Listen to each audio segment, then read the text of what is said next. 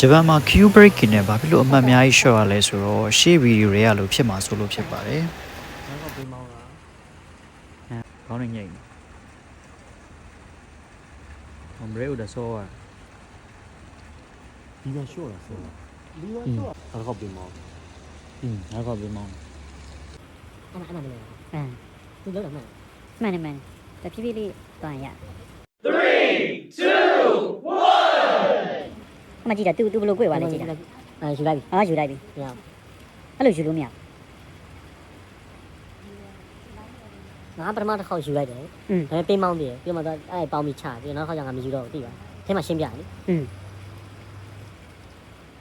မတည့်လားနောက်ကိုပြန်ကြည့်တယ်လား အခုဒီနေရာမှာဒီလူမောင်းတာဆိုရင်လည်းဗျာ ပြီးတော့ 꿰တော့ဝိုက်တာကြည့်ရတယ်သိနိုင်တယ်ဗျာ꿰စမှုမဖြစ်ဘူးပေါ့နော်တစ်နဲ့ ဒါဒါ အဲ့လိုမောင်းတာစမှုမဖြစ်တာအစ